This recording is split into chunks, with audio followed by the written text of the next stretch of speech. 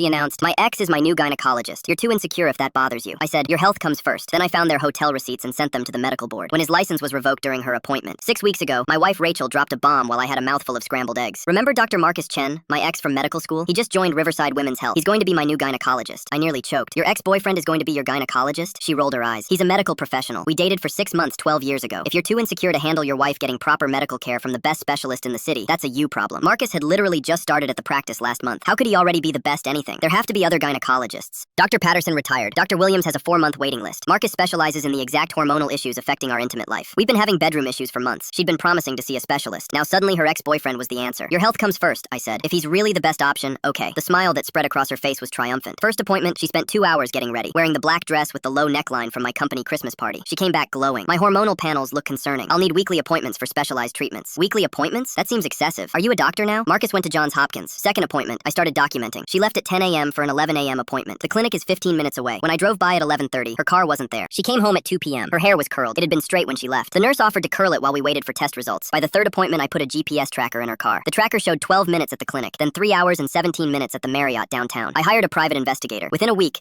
Tom had everything. Photos of them entering the Marriott separately, but leaving together. Rachel adjusting her skirt in the elevator. Marcus with his hand on her lower back. Room service receipts showing champagne and strawberries, but Tom found something better. Marcus was operating under a provisional license requiring another physician physically present during all examinations. The supervising physician, Dr. Harrison, had been on vacation in Europe for 2 weeks. "Your wife isn't listed as a patient at Riverside Women's Health," Tom told me. "There's no record of any Rachel scheduled with any doctor there. Dr. Chen only sees established patients referred by other physicians, and your wife's regular doctor retired without making referrals." I contacted the state medical board with a detailed complaint about Dr. Chen practicing without required supervision and conducting inappropriate relationships with someone posing as a patient. I included photos, the timeline, and evidence that no patient records existed. Yesterday was Rachel's 4th appointment. At 11:47 a.m., I got a text from Tom. "Medical board and police just entered Marriott. Room 412. At 12:15 p.m., Chen arrested. Emergency suspension of license issued. Your wife was present." At 12:33 p.m., Rachel called, sobbing. "Daniel, something terrible happened. Police showed up at my appointment. They arrested Marcus. They're saying he was practicing without a license and that we were having an affair." "Where are you?" "I'm at the clinic. Can you come get me?" "You're at Riverside Women's Health?" "Yes. Where else would I be?" "Interesting, because your car's GPS shows you at the Marriott downtown." Silence. "Daniel, I can explain." "No need. Tom Matthews already did. You were never a patient at that clinic." I checked. "Who's Tom Matthews?" "The private investigator who's been documenting your medical appointments. The same one who gave everything to the medical board." "Marcus is looking at criminal charges, fraud, practicing without supervision, falsifying records, and you're going to be questioned about your role since you knew he wasn't authorized to see patients alone." "Daniel, please. It's not what you think.